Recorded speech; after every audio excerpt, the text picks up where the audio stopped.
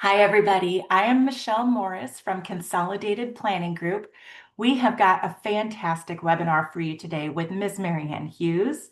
She's going to be talking about how to get along, how to co-parent after divorce, especially when you have a child with some kind of intellectual or developmental disability. She is a fantastic speaker, and I can't wait to get to her. But before we do, I want to just tell you a little bit about Consolidated Planning Group and the rules of the road today and all of that kind of stuff. So we are recording this webinar. We record all of our webinars, and we usually do 2 or 3 each week. So we record the webinar and then we put it on our YouTube channel. So if you wanted to see this information again or check out any of our previous webinars, you can go to our YouTube channel to check that out. Now, the other thing you need to know is that after we're finished with the webinar, you're going to get a link to that YouTube recording, and you're also going to get the slides. So we cannot hear you or see you, but we can hear and see the chat. So if you have any questions or comments, we would love for you to put those in the chat box. We did get some earlier when people registered, they were able to ask a question. So we do have some of those. But other than that, if something comes up, please put it in the chat box. So Consolidated Planning Group, a little bit about us. Why do we do this? Well, it's truly working with the families who have individuals with disabilities is really on our hearts because we've been there. The owner of our company has 3 children with disabilities out of the 4 that she has. I've got children, and I used to be a teacher, and I have a child with ADHD. There's a lot going on, and we're here to help those families who need to understand the nuances of planning for a family member who might not be able to be completely independent or work on their own, earn enough income to be independent, or maybe they need help. So we help families think about what that entails. We've been doing this for over 30 years, working in life insurance, securities, financial planning, all of that kind of stuff. Any financial advisor that's out there, we do all the same things that they do, but we do it through the lens of understanding that your child needs you. We plan not just all the way through a parent's or an individual's life and retirement and death, but through their child, their generation as well. So we are multi-generational holistic planners. We are members of the Special Needs Planning Academy. We are nationally certified as Social Security advisors, and I'm a chartered special needs consultant. So families come to us because we can help them with protection plans for their families, lifetime care planning, transition planning, ABLE accounts. And we're here to advocate for you and to educate you. You know, out of the entire United States, there are over 263,000 financial advisors, but they're not all created equal because out of those 263,000, fewer than about 200 focus on special needs planning. That's less than 0.1% of all the financial advisors in the United States who truly understand this.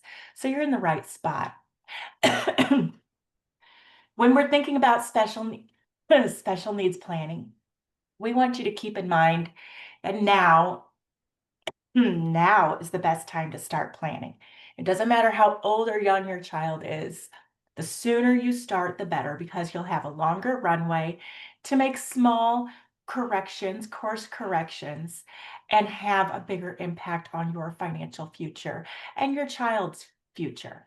If you're waiting until later, you have a shorter runway, you have less time to make important changes. So think about what's going to happen after high school. There are great residential options, educational options, vocational options, day and transition programs. We suggest that you start touring those early and get on the wait list if there is one. And then finally, we always like to say just to be very careful when you think a sibling is just going to be willing or able to step in and take care of their sibling.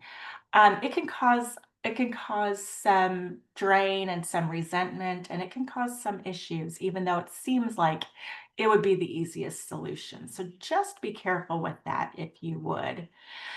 So again, we've got Mary Ann Hughes. She is the founder of Special Family Transitions, LLC. And she does so much. She's a certified special needs divorce coach, a mediator, a parenting coordinator. She does pre-mediation divorce counseling. She is your girl when it comes to all of this. So, Marianne, please, I would love to hear from you. They're here to hear you, so please take it away. And again, thank you for being here.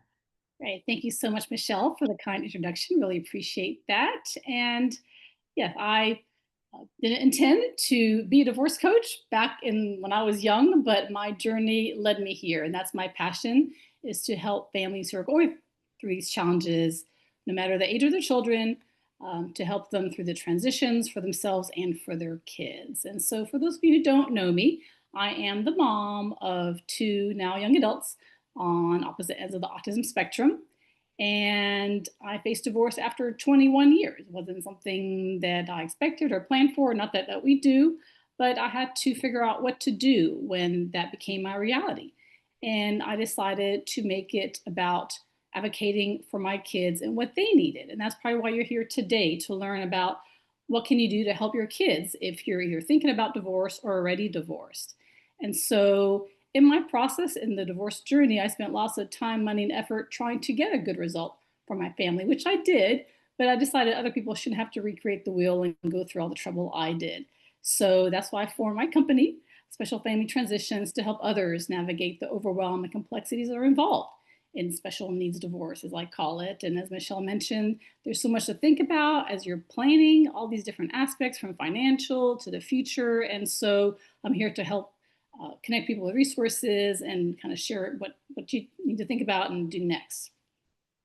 And so now I'm honored to be considered a leader in this field of special needs divorce. As part of the Certified Divorce Coach program, I also have a specialty as a special needs divorce coach, and I actually help inspire the development of that specialty and actually help teach that program so other people can be familiar with how to help so many families that face these challenges.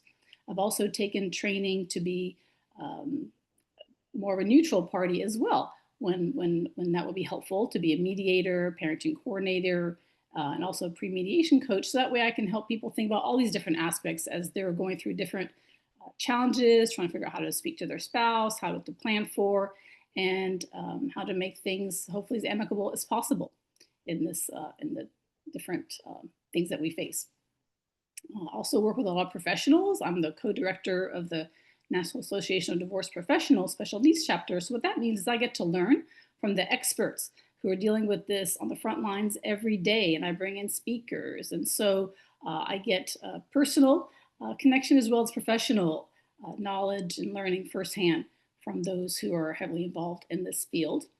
And love sharing my knowledge on webinars like these. I've done several on divorce with Consolidated Planning Group, but also done so many different podcasts that you're welcome to listen to for different types of insights. And every interviewer has a different type of perspective. So there's all kinds of information out there. I've written some magazine articles, go to lots of events, and I even wrote a chapter in a book. So proud about that. But the reason this is so important is that there's people debate the numbers sometimes, but according to Psychology Today, the divorce rate in special needs families is about 80%. And there's reasons behind that. The typical divorce rate is about 50% anyway, but when you have the extra needs and stresses going on, then that tends to create more strain on a marriage. And some people just don't have the ability to handle those stresses. And so I never want to say it's because of the kids, but it's because the parents perhaps just don't have the skills to cope with that, or kind of know how to handle that situation. And so as a result of divorce, then you have parents who live in different homes, and kids hopefully will get to see both parents in different homes. And so that's the term co-parenting, where you're sharing duties of raising a child when you're no longer in the same home. And so there's different ways to approach this situation. You can do it in a friendly or amicable way, and you can do it in a way where you perhaps may not speak or want to speak to your spouse for various reasons. So the ideal, and it's hard to see, but I've got green, yellow, and red little lights there. So ideally, you want to have a cooperative co-parenting relationship if you can. And that means you're working together, planning together, making joint decisions, and spending time with the kids in a positive fashion. Now, probably you got divorced for some conflicts in your relationship. So, not to say everything's always rosy, but some people sometimes have challenges being in that kind of amicable situation. And so, there's a term called conflicted co parenting, when maybe they don't have good communication skills, they don't know how to coordinate, or different ways that they like to approach parenting styles and schedules and rules within their household. And then there's something called parallel parenting. And what that means is parents will basically parent the way they want in their own home with limited communication and interaction.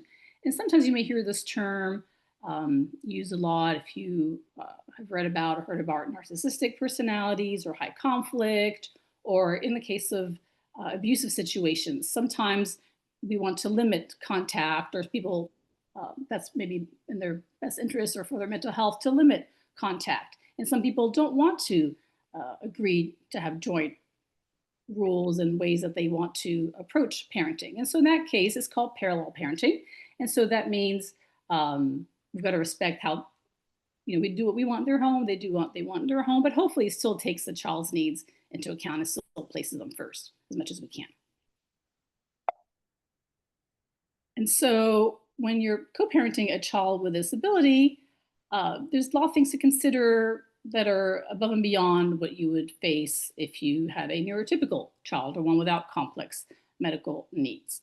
So for my kids, for instance, with autism, it's hard for them to have a change in the schedule, change the routine, and transition. So we got to understand that as we're thinking about when and how we're going to make these changes. We want to ease the transition as much as we can.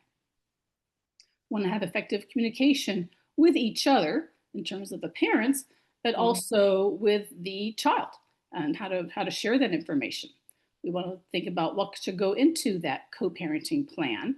And even if you're doing parallel parenting, there's still something in divorce called a parenting plan. So no matter what, you still have to think about that and try to come up with some guidelines that you can agree with.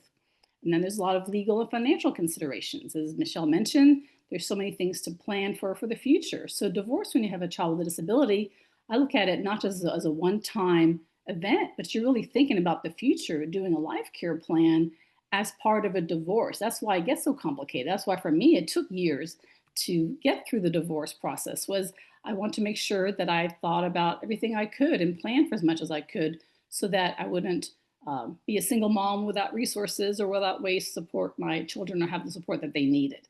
And so you want to think about all those things and all legal things that you want to think about too, so that you're protecting your child and their benefits in the future as well. You want to think about the emotional support for the child in terms of how we're going to support them, explain this to them, and building a support network, whether that's friends, community, whatever it might be, and other tools and resources out there. So I'll take each of those and kind of go through that. Perfect, perfect. There was a question that we received before we got started asking, how do you teach a child what divorce even is? So I know you'll get to some of those answers as well. Yeah, it's hard. That was one of the things that was important to me.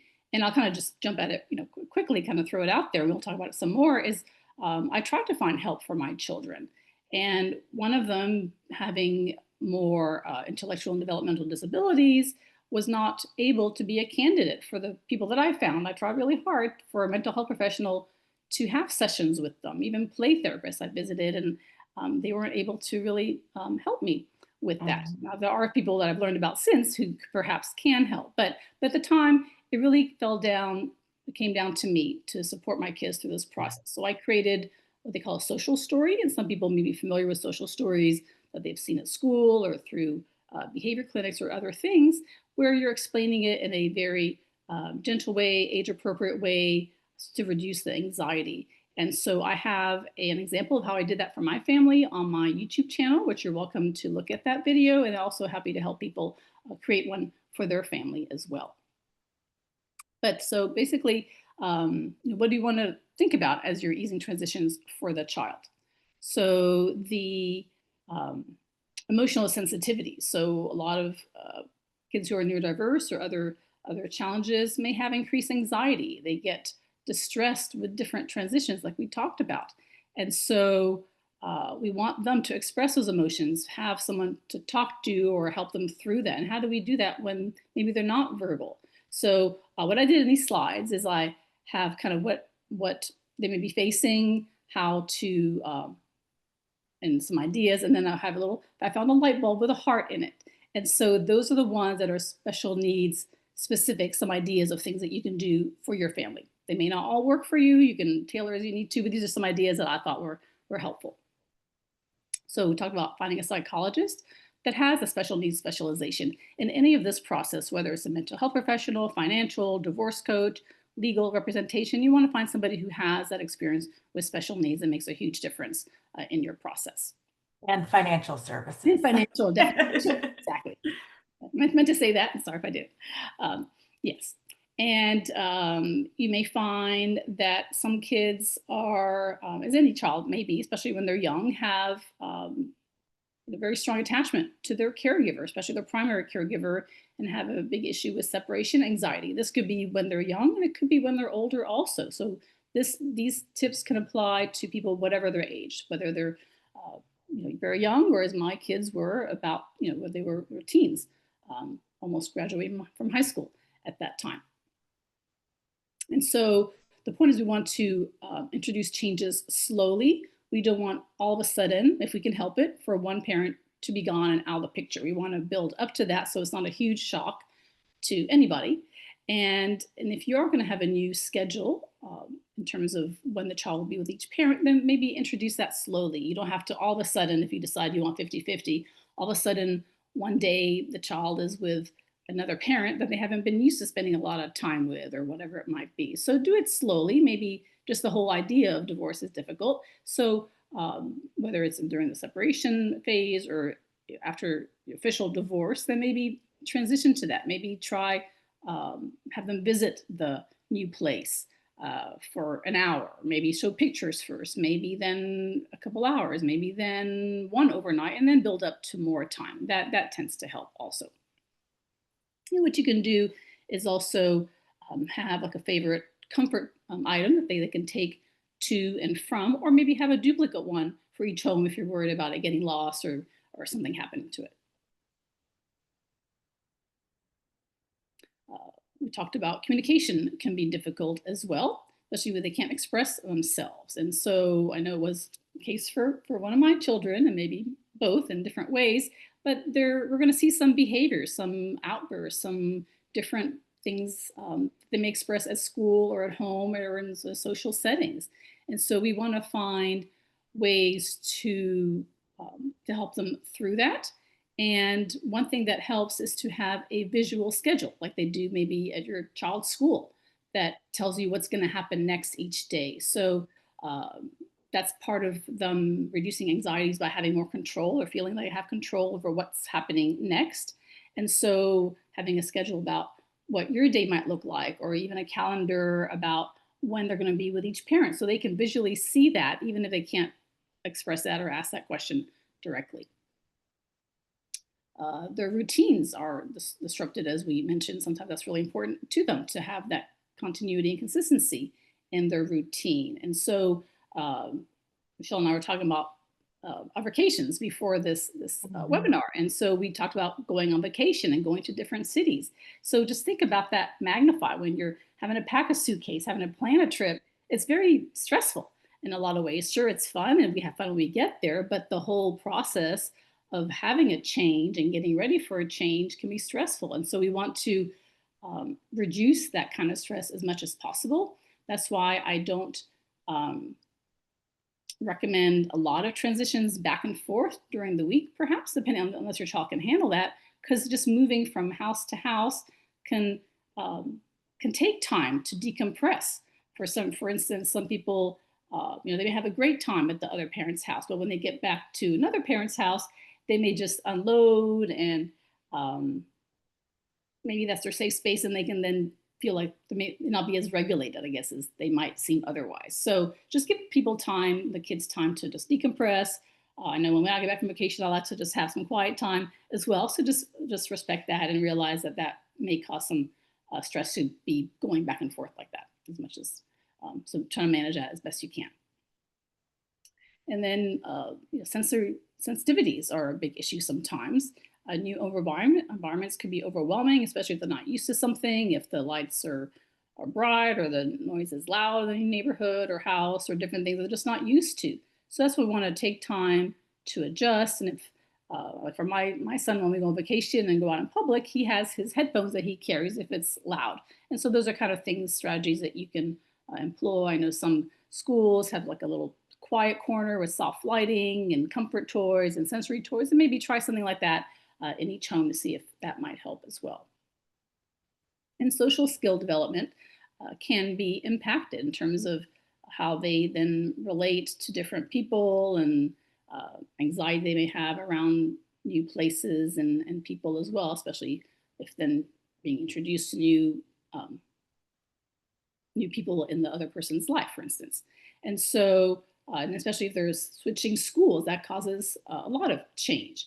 But we want to do this, like I said, gradually, create social stories as we can. But there are social groups that can be helpful, and therapy groups that can help as well through that transition. And also let the child's teacher know and the school know that they can be of support. They may have counselors on staff, or just to let the teacher know so they can understand why maybe little Johnny is not behaving the way he normally does if his academic um, performance is suffering or having outbursts. So they know that there's a reason behind that at home, and that's a great thing. You may not want to maybe feel comfortable talking about the divorce to a lot of new people, but I think in confidence It's it helps important. to let It's people know. important at the school that they know that something's going on so they can keep an eye out as well. Exactly. And so at the school, they were great about sharing my social story that I had created. So sharing that at home when we were going to have that first time visit to the new parents' residence. So yeah, they're there to support you as much as they can. And you may see behavior changes. You may see tantrums. You may see aggression that normally you didn't see, or maybe some behaviors that you haven't seen in a long time. So you may see some regression in behavior because of that. And maybe they're not getting the attention they're used to. Maybe they're sensing the conflict, the stress, the tension in the household. And so we want to be cognizant of that and kind of shield them as much as we can from any negative energy or discussions around them. But they're still going to probably pick up on some of that. And so um, sometimes people might have the tendency to just let the kids, well, let them do what they want and not have or implement their normal routines or behavior strategies. And so what I've seen is that you want to still have expectations about that child's um, behaviors. We want to not have this be a time where they can just run rampant and do what they want because things are kind of out of their control. But we want to have still their regular schedule as much as we can so that they feel a sense of security. Yeah, it's not the Wild West, kiddo. Exactly, exactly. Uh, that goes for the parents too. But yes, and then children with IDD may not understand what divorce is. There was a question about resources for helping children, and I can share some of those as well. But I find initially doing the social story is helpful. Finding mental health professionals, perhaps if you can, if you have that level of child that can benefit from that, then all those things are helpful to get them to understand. And so sometimes they may not realize, maybe a lot of people in their class have also been through this. It's with the prevalence of divorce, it's not uncommon that you're going to have many people that are in your community that have been through this. And so they can maybe learn from some of those, even though every divorce is different, every situation, but to let them know that they're going to be okay and that we're there for them. Everything needs to be, of course, age appropriate. We don't want to have any long explanations about the divorce and why it happened and so on. We just want to keep everything as positive as we can and just explain, if they're young, whatever it might be, that they're still loved, but they're just be, mom and dad will be living in different homes or whatever your situation is. And especially when you have a uh, medically complex child or different behavior needs and therapies, you want to make sure that those are addressed as part of the divorce process. So you don't want to be in a situation, which I hear about sometimes, where one parent is taking the child to therapy and the other parent chooses not to or doesn't feel it's important. One thing I didn't mention at the beginning is sometimes one of the causes of divorce when you have a child with complex needs is that both parents maybe are not on board about the child's disability. And this isn't a time to um, to um, to make that the focus. This is a time to support the child in what they need. And sometimes a third party expert can help guide you through that or share reasons and what the goals are for different therapies. But definitely, we don't want that to be something where the child suffers as a result of the separation. Right. And yeah, so we want to make sure that we're keeping appointments, that we coordinate information. So one of the parents may have been the one to make the appointments or may have been the one to take them to therapy. So as much as we can, we want to have both parents involved, both parents knowledgeable about what the child needs, who the medical professionals are if they're in an emergency and during their time, so that when the child is with either parent, that each parent feels comfortable taking care of them and what they need. So we want to bring the other parent up to speed as much as we can if they haven't been involved, hopefully before they leave the home, to get them more involved in the daily care so that when they are with that child for the first time by themselves, they feel comfortable and the child feels comfortable knowing that parent can take care of them. And as we mentioned in divorce, things happen and there's a lot of conflict sometimes between parents, but we don't want the arguments or conflict to be expressed in front of the kids. People, even if they're not verbal, they can understand perhaps what is being said and even the tone and the context. And so kids feel like they're half mom, half dad. If they hear or feel something negative about one parent, then they might internalize that and think maybe I'm not a good person. So we don't ever want the child being in the middle of that. And so there's people who can help through that. There's uh, mediators who can help you come to an agreement. There's co-parenting apps, co-parenting coordinators, just different people to help you kind of through those discussions in difficult situations. And we'll talk about the co-parenting apps next.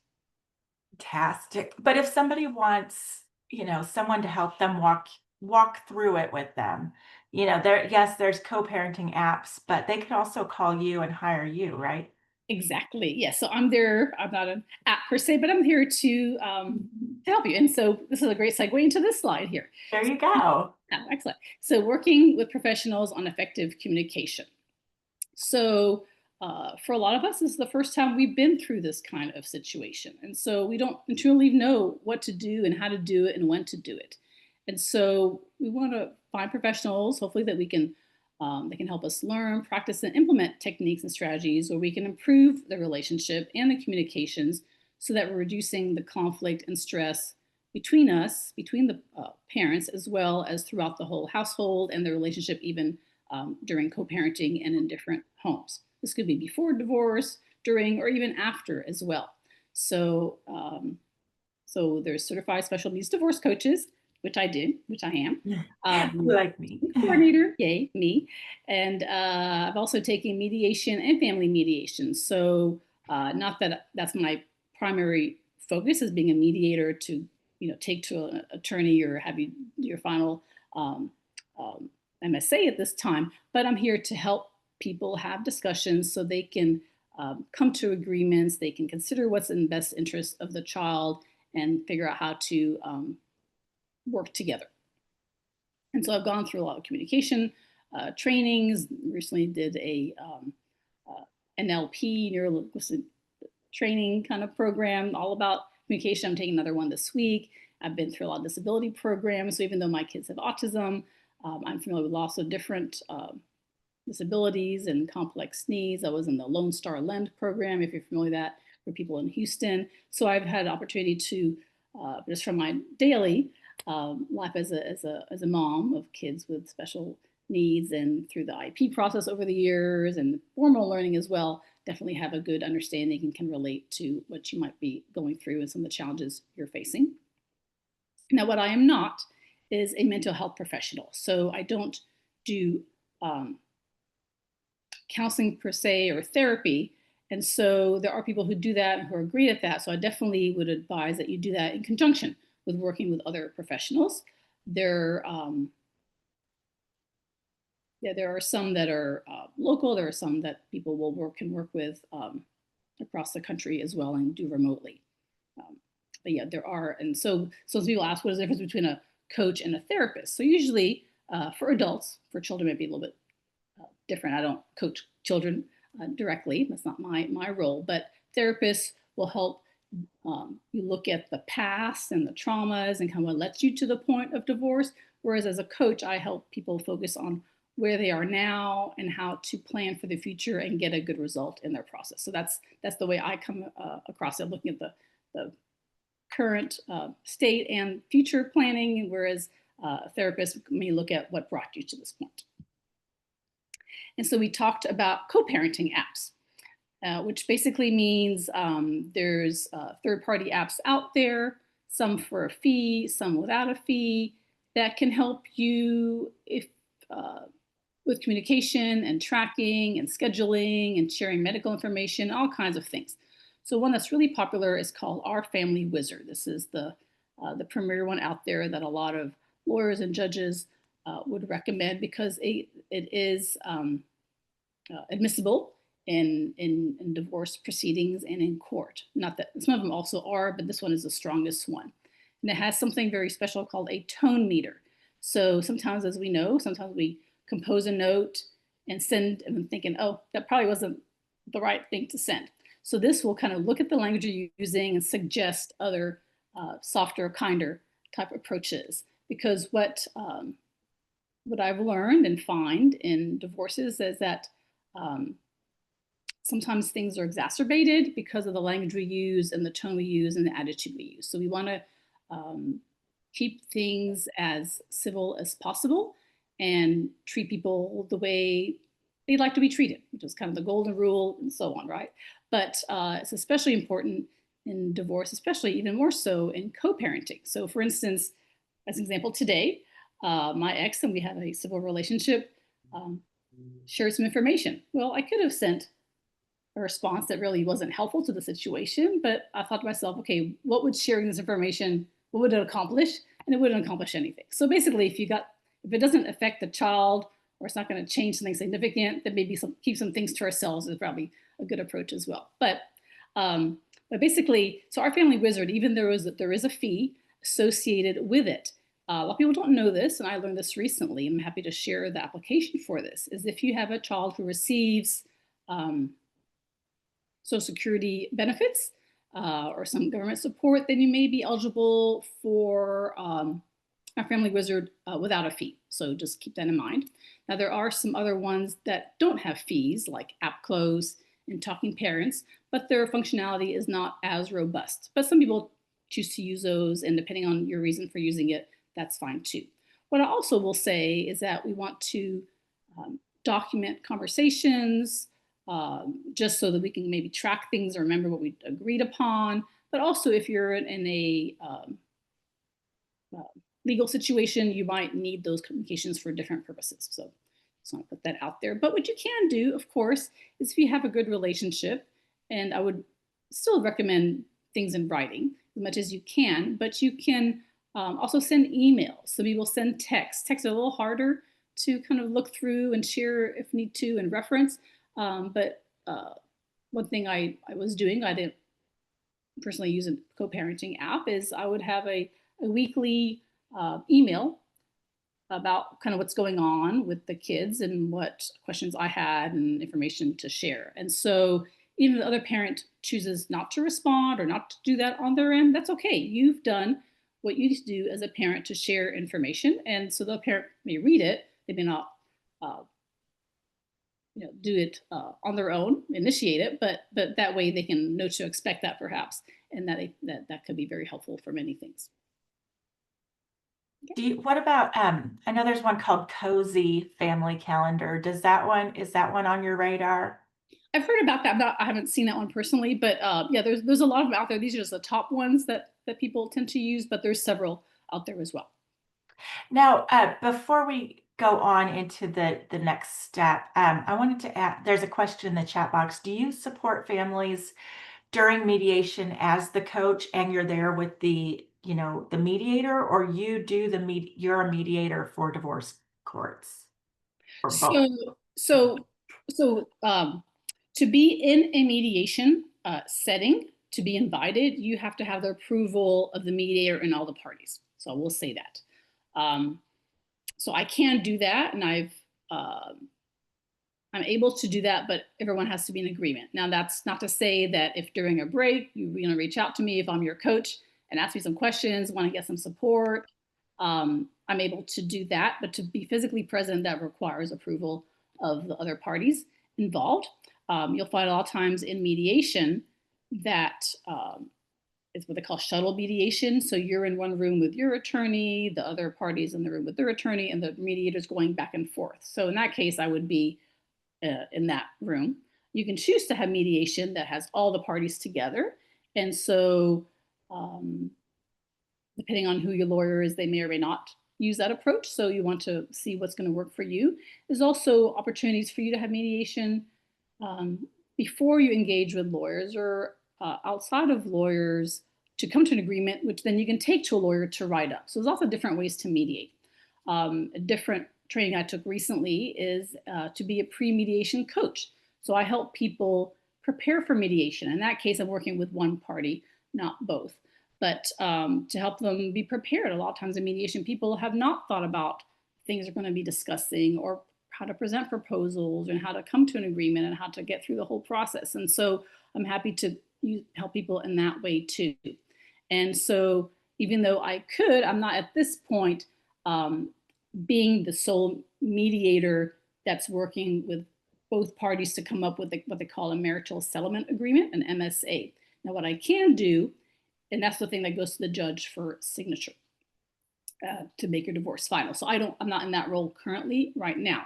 I can recommend people who do that, and I do have. I'll talk about it in a little bit.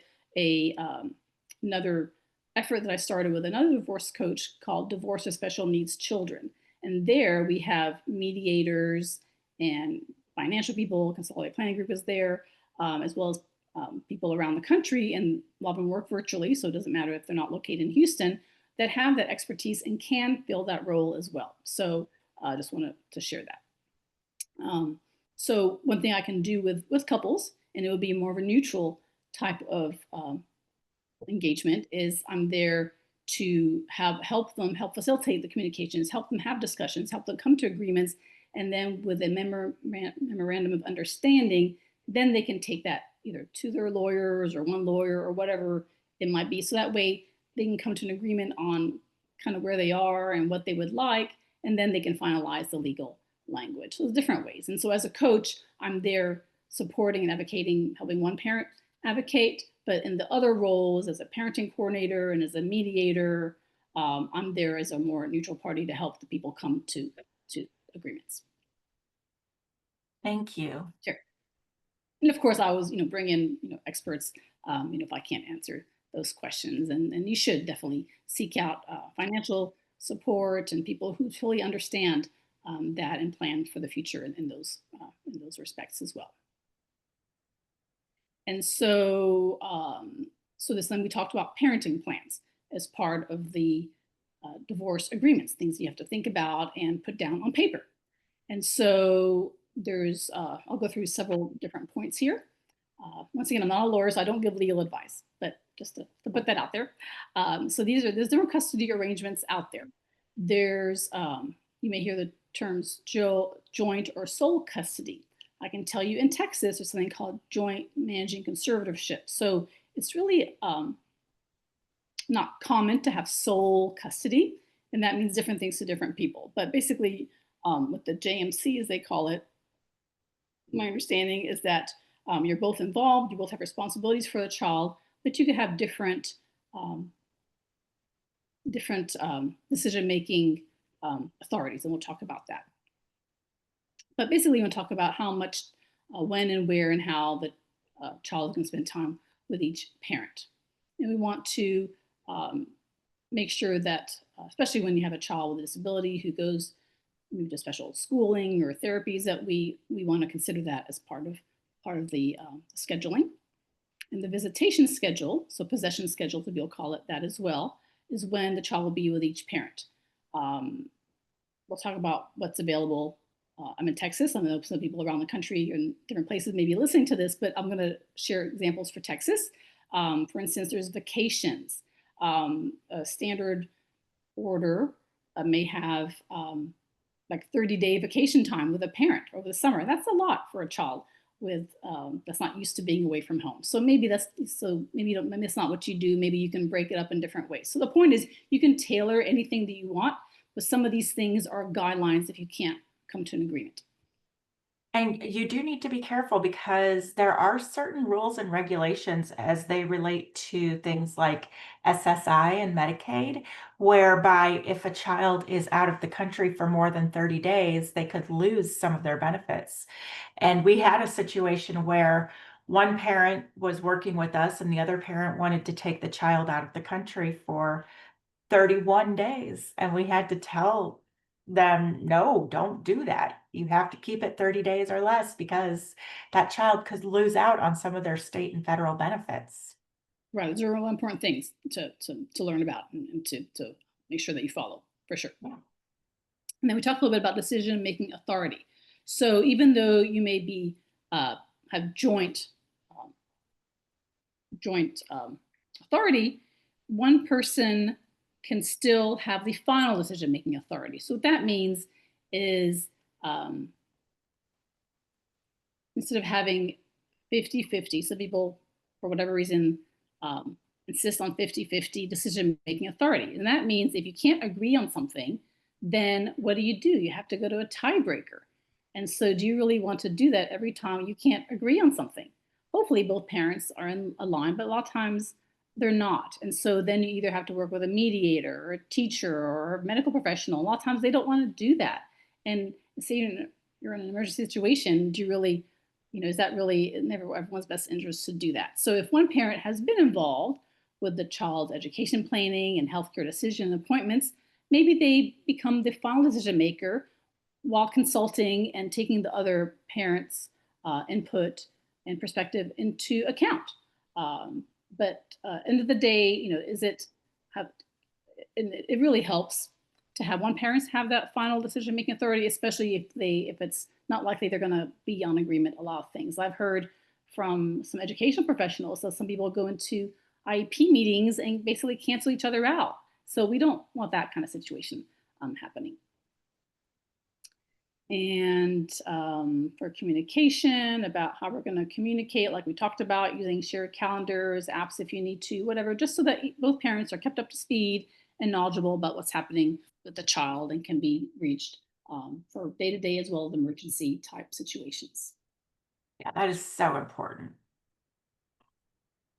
And the financial part, of course, is really important. That becomes a big discussion in divorce, and the reason why there's so much conflict sometimes, and it takes so long, is figure out who's going to pay what and how and when and for how long. So in Texas, where we are, there's provisions if you have a child with a disability that you may get what they call indefinite or lifelong child support, and so um, you've got to consider that and the amount of child support. It could be above guideline depending on your resources. So really it comes down to what are your child's expenses, understanding that and planning for the future expenses. And so discussing, in terms of when they're 18 or less, as well as over 18, what that's going to look like, even if you don't have an official agreement. Um, how are you going to support that child no matter where they are in life? Right. And there's something very important there that you mentioned that child support can go beyond age 18 here in the state of Texas. If you do have child support beyond age 18, Social Security will count that child support as income to your child. if it's a disabled child. You need that money to be redirected into a first party special needs trust, and then it won't count against their SSI or Medicaid anymore. If the child gets that child support, it could throw everything off. So you just need to plan for that ahead of time, okay? For sure, for sure. And we've done presentations together where we talk about the first party special needs trust, the third party ones, and they're both very important. But as Michelle mentioned, we want to make sure that that child is protected and that those things do need to be referenced in the decree. So we want to work with estate planning attorneys, financial planners who understand how to do this, and make sure that we get that in there, because Social Security will look at that when they're making the determination about benefits. They're going to look at how that's set up. And so we want to make sure that's done correctly. And so if for some reason your child is young and you didn't know they had a disability, or becomes diagnosed later, you can always go back and make modifications to your divorce agreements. So don't want people to think that because they didn't ask for it, they can't get it in the future. And for education, we want to do what's right for that child, hopefully have both parents involved and aligned as to the planning and what goes on. But as we mentioned, we don't want them to create an environment where the teachers have a hard time. And if you want to go to separate meetings with the teachers, that's fine. But hopefully you can both attend the meetings. If you both want to attend, sometimes one parent can be the one making those educational decisions, and that's okay too. No, so not to say that both parents have to go to all those meetings if that's not what they've done in the past. And so we want to be sure we're looking at the healthcare and medical needs, how we're going to make decisions, who makes the decisions, who's going to make appointments. What's important too is that how that's going to happen on the other person's time. So if you're having therapies, we'll make sure that they're done, if it makes sense, during both those times. Or if for some reason the other parent chooses not to take that child to therapy, then don't make appointments during the other parent's time. So it really depends on your situation. Hopefully everyone gets along and can participate, but sometimes it doesn't, and so you have to plan accordingly as well. And you want to look what happens in case of emergencies, especially if you've got medical conflict needs going on, a child that requires that type of training. Make sure that people have the right equipment, knowledge, and training, or access to who can help out in those situations.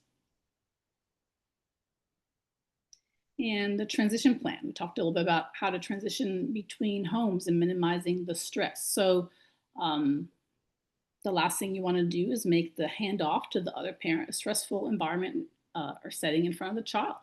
Some people go so far as having a neutral location to do drop-offs and pickups, like a public place or police station. To me, that kind of creates more anxiety perhaps for the child, but you got to do what's right. If you feel like you're not safe in your home or whatever, then maybe sometimes people plan around it by having pickups at school and drop-offs at school. And that becomes a very neutral way and very maybe more kind of gentle way of doing it, as opposed to in a parking lot somewhere. And so we talked about using the visual schedule and social stories to prepare them for those transitions, what they can expect, the time, the days, things like that. And as we mentioned, nothing is ever set in stone and can't be changed. So we want to look at if you need to make a change and modification, what that might look like. So maybe your child is developing, maybe you haven't, maybe are not comfortable knowing what the future holds. So maybe you set a schedule every few years or whatever it is to review the plan, the things that you've agreed to. Maybe the child when they're 5 is going to be very different from when they're 18 in terms of what their needs are. So we want to have that be an evolving document to make sure it's going to meet their needs. And there is a link here I have for another coach who's put together a parenting course. I've not been involved in the course. I do have access to the course, and I'm able to share her course. I've gone through a little bit of it, and I know she has a lot of forms that she puts on there, but you're welcome to check that out. There's also resources out there as well, different parenting manuals and so on, but this one can perhaps, and she works with maybe more high conflict type situations, but it's a good way to cover different bases and think about worst case situations, how to prepare for those. if you want all that detailed out in your And parenting. that link will be clickable when you receive these slides later on today in your email. Yeah, so I will say it's better to be over-prepared than under-prepared. And like I say, in Mhm. divorce, in my working with my clients, we want to hope for the best, but plan for the worst. So not to say the worst is going to happen, but we want to have um, structures and things in place for when maybe things don't go the way we hope that they go. Um, and so there's different parenting schedules out there. Once again, you can also come to an agreement that works for you. But if you can't come to an agreement, there's something called in Texas standard possession schedule, which is what you're going to get if you don't have your own that you propose. And I'll go through each one of those. There's extended standard possession, there's 50-50, there's 2-2-3, and nesting. And I'll talk about each of those. But I put some links here as well that talk about these in more detail, and then even have calendars and sticker charts that you can use to make it child friendly so you can understand it and the child can also visually see that. So once again, I'm not a lawyer, but this is information that's out there on these sites. Is the standard possession order gives the non-custodial parent, that means a parent that the child is not living with the majority of the time, or the one who's not making the other decisions, they get to see them the first, third, and fifth weekend of the month. A month in the summer, we talked about, you probably want to break that up as much as you can. Alternating holidays. So that means 1 year, and you can choose, once again, to do this differently. But you can maybe 1 year, one child is with one family for Thanksgiving, one parent, and then the next year it will be with the other parent. You can also split the holiday weeks. So it just depends on what's going to work for you. There's weekend nights that you can do, and then there's options depending on where the other parent is located. If they're 50 miles or less, up to 100 miles, or even greater than 100 miles, because obviously a regular schedule is not going to work if someone's in another state. And Next one. yeah, next one. Okay. And then you have the expanded, which is the standard plus some extra overnights during the school year. So basically, from the time the child is released from school, that way they spend the night with them on Sunday night, and the parent takes them back to school on Monday. So things like that to give them a little bit more time. Then some people like a 50-50 possession schedules. There's pros and cons to this. Some people think it helps. Some people it creates more issues. So it just really depends on your situation. So basically, it can look different on paper in terms of scheduling, but in effect, each parent has 50% possession time. So not one parent is a primary parent. However, some people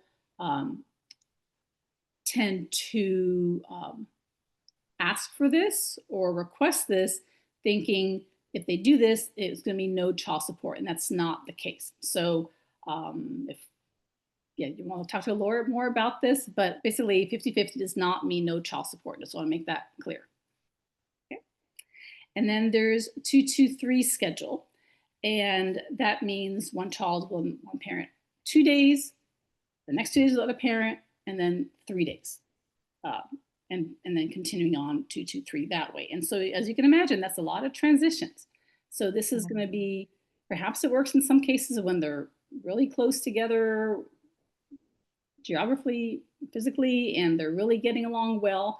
But like we talked about before, it's kind of stressful to be going back and forth between homes, living out a suitcase or whatever it might be. So especially when you have a child who struggles with transitions, this may not be the best option. There's something called nesting that some people might have heard about.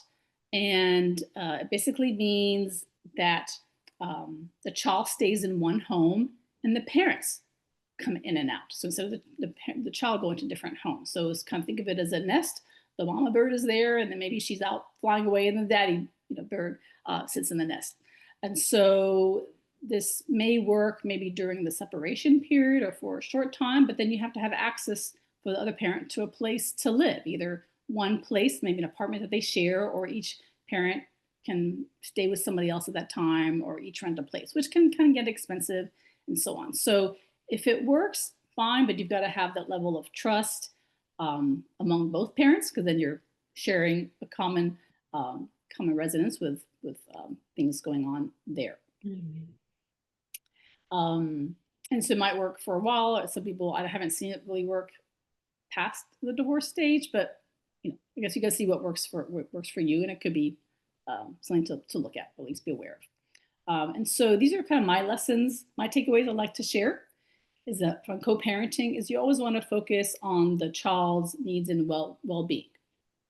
That is number one when you're going through divorce and trying to plan for how to support your child and making sure that they come out as best possible through this process without a lot And of. that might be a good place to talk about life insurance real quick. We've got this question a couple times. That's kind of my area of expertise. So, what I would tell you about life insurance is, when you have an individual with a disability, they cannot inherit your life insurance directly. It has to go into their special needs trust. So, what we like to see is maybe each parent gets their own life insurance policy. They're the same. Maybe they're $1 million each, and they both go into the special needs trust. We could help facilitate that. We could help you think about what kind of life insurance is best. Typically, if you want to make sure that that life insurance is going to go to your child, it needs to be a permanent, not term, a permanent life insurance situation. If you want money just to cover your income so that that money can go into an investment vehicle for your child's future, that's fine too, but that, a term could work for that. And in the ideal situation, we would love for people to get both term and permanent to help with both of those financial areas of need, to protect your future income and then also to be there for your children in the future. So that's how we kind of tackle that situation. Yeah, those are very important things. And as you're going through divorce, you can either work with one financial person and kind of share information, or you can each have your own as well. Mhm. So depending on your approach and your intents there. But basically, you want to trust the other parent to do the right thing, even though they haven't been maybe the primary parent or that hasn't been their role in the past. Hopefully, they're going to do the right thing for that child, even if it's not the way that you would do things. Parenting styles are different, kind of referring to that, and we want to have an agreed to method for uh, calm and complete communication and sharing that information.